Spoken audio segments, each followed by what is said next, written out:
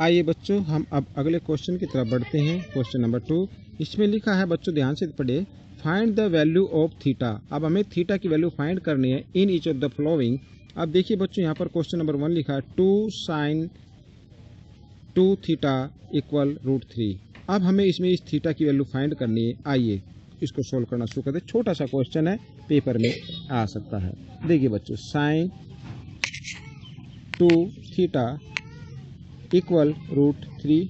फिर वही बच्चों, इधर ये 2 मल्टीप्लाई होता था, इधर आकर डिवाइड में आ गया। ठीक है बच्चों, यहाँ तक आ गया समझ में। ठीक है, अब हम ध्यान से देखिए कि साइन में √3/2 की ये वैल्यू जो है, ये जो रेशो दिया हुआ है, ये कितने डिग्री पर होता है? देखो सोचो। हाँ ठीक कहा आपने, साइन 60 पर होता है। तो हम साइन 2 थीटा इक्वल, हम यहाँ पर लिख लेंगे साइन, हम इसकी जगह साइन 60 लिख सकते हैं। ठीक है बच्चों, मैं इसको ज़रा ठीक से लिख देता हूँ, साइन 60 डिग्री। ठीक है बच्चों, 60 डिग्री पे होता है। अब बच्चों यहाँ पर देखिए, साइन के इक्वल है, तो इसका मतलब 2 थीटा 60 के इक्वल होगा। तो आइए लिखते हैं 2 थीटा इक्वल 60। अब बच्चों 2 इधर मल्टीप्लाई की फॉर्म में, इधर आकर डिवाइड की फॉर्म में आने वाला है। 60 थीटा बाई 2 से हम इसको काट देंगे तो आ गया 30। तो थीटा की वैल्यू यहाँ पर मैं नीचे लिख देता हूँ, थीटा की वैल्यू आ गई 30 डिग्री। ठीक है बच्चों, ये आपकी समझ में आ गया होगा। छोटा सा क्वेश्चन था, एग्जाम में आ सकता है, इसलिए मैंने इसको बताया। आइए हम दूसरे भाग की तरफ चलते हैं। मैं इधर करा देता हूँ। देखिए बच्चे, मैं इधर क्वेश्चन नंबर 2 लिख लेता हूँ, सेकंड पार्ट। ठीक है, यहाँ अगले क्वेश्चन में लिखा हुआ है, क्या कहता है इसमें कि 2, ये इधर यस 2 cos 3 थीटा इक्वल 1। ठीक है बच्चों, ये मैंने इधर लिख लिया है।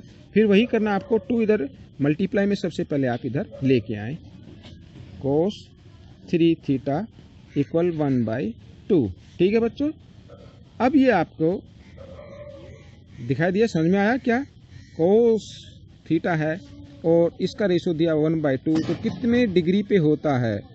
बोलो, cos 60 पे। Very good. तो हम इसकी जगह क्या लिखेंगे? cos 60। देखिए 3 थीटा इक्वल cos 60 डिग्री। ठीक है बच्चों, लिख दिया हमने। तो फिर वही cos के इक्वल होगा, तो इसका मतलब 3 थीटा 60 के इक्वल होगा। हम लिखते हैं 3 थीटा इक्वल 60 डिग्री। तो थीटा इक्वल यहाँ पर 60 डिग्री बाई 3 से इसको काट देते हैं, डिवाइड कर देते हैं, तो 20 आ गया, 20। तो थीटा की वैल्यू यहाँ पर कितनी आ गई बच्चों? 20 डिग्री। ठीक है बच्चों, ये क्वेश्चन आपका सोल्व हो गया। देखिए, बड़े छोटे छोटे क्वेश्चन हैं, आप इनको ध्यान से समझे। ये बड़े इजी क्वेश्चन है, आपके एग्जाम में आ सकते, खासकर एमसीक्यू में इनको किया जा सकता है। आइए एक और क्वेश्चन हम देख लेते हैं।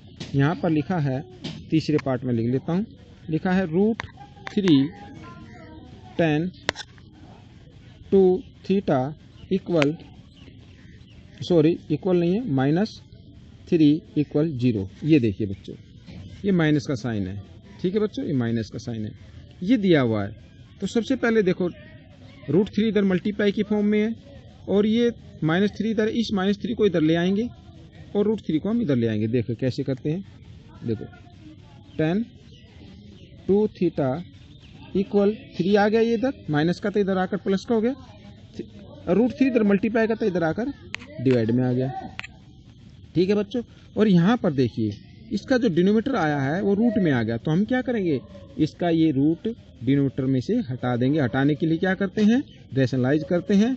तो रैशनलाइज हम √3 से न्यूमिनेटर को भी मल्टीप्लाई करेंगे और डिनोमिनेटर को भी मल्टीप्लाई करेंगे। ठीक है बच्चों, आइए देखते हैं। देखिए बच्चों, मैं यहीं पे लिख देता हूँ। तो 3 को √3 से मल्टीप्लाई किया तो 3√3 आ गया। ठीक है बच्चों, और √3 को 3 से मल्टीप्लाई किया तो कितना आ गया, 3 आ गया। 3 से 3 हम इसको काट देते हैं। ठीक है बच्चों, अब आगे देखिए, tan 2 थीटा इक्वल √3 आ गया। ठीक है बच्चों, अब देखिए tan थीटा में ये जो रेशो दिया हुआ है या वैल्यू दी हुई है tan की, ये √3, ये कितने डिग्री पे होती है? हाँ, tan 60 पे होती है। ठीक है, tan 2 theta equal tan 60 degree. ठीक है बच्चों, हो गया। अब फिर देखिए tan के इक्वल आ गया। ठीक है, tan के इक्वल आ गया, तो इसका मतलब 2 थीटा इक्वल 60 डिग्री।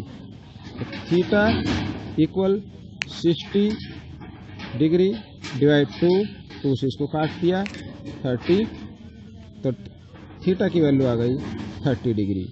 ठीक है बच्चों, ये क्वेश्चन सोल्व हो गया। छोटे छोटे 3 पार्ट हमने करके दिखाए हैं। आगे के भाग में हम थोड़े और एग्जाम्पल लेंगे। ठीक है बच्चों, तब तक आप इसको सीखिए और लोगों को भी सिखाइए। इसको शेयर कीजिए, लाइक कीजिए। धन्यवाद।